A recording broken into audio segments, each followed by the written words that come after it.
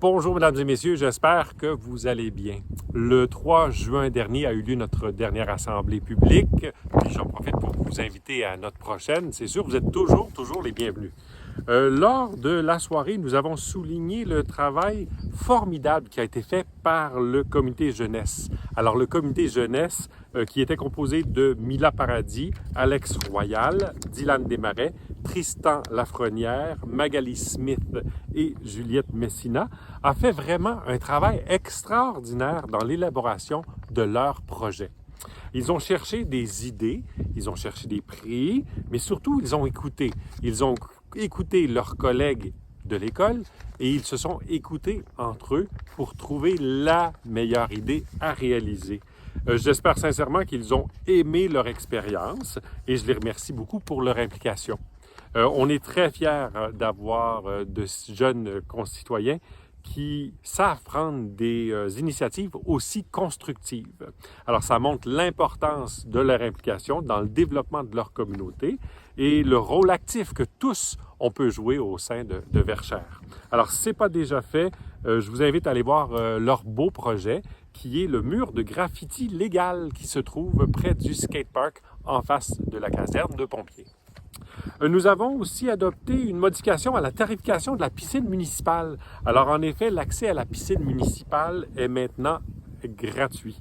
Dès le 22 juin, à l'ouverture de la piscine, vous pourrez aller profiter de la piscine et de la pataugeoire gratuitement. Alors, on espère vous y voir en grand nombre.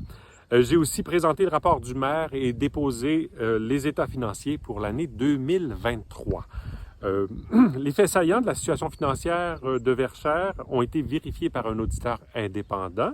Et je vous informe que l'exercice financier 2023 s'est terminé avec un excédent net de 110 666, portant ainsi le surplus non affecté de Verchères à 1 663 329 $. Comme à l'habitude, nous avions réservé un montant de 500 000 de l'année précédente afin de minimiser l'impact des hausses des coûts sur le budget 2024.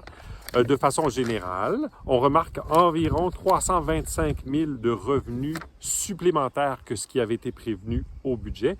Et ça vient principalement des revenus d'intérêt qui ont été plus hauts que ce qu'on avait prévu, les droits de mutation aussi, et de diverses activités qui ont été offertes par la municipalité. Quant aux dépenses, il s'avère que nous avons dépensé environ 120 000 $ de moins cette année que ce qu'on avait prévu au budget. Notons que l'endettement de la municipalité s'élève à 11 105 200 $. Toutefois, il est important de noter que le gouvernement du Québec assume environ 52 % de cet endettement-là, portant ainsi la réelle charge de la dette à environ 5,7 millions pour notre communauté. Je vous invite bien sûr à consulter notre site Internet pour lire le rapport complet. J'aimerais aussi prendre un moment pour vous remercier d'avoir été aussi nombreux à répondre présents à l'événement du 26 mai dernier. Alors tous ensemble, nous avons donné une vague d'amour à notre quai et ça nous a permis de témoigner de tout notre attachement que nous portons pour ce lieu emblématique. Ensemble, on a envoyé un message clair au gouvernement fédéral que le quai de Verchères, c'est un patrimoine précieux qui mérite d'être préservé et réhabilité pour les générations futures. Alors, continuons à nous mobiliser et à faire entendre notre voix en signant la pétition d'ici le 28 juin. Alors, vous êtes les bienvenus à notre prochaine assemblée le 2 juillet prochain à 20h. Je vous remercie beaucoup de votre écoute et je vous souhaite de passer une très belle journée. À bientôt!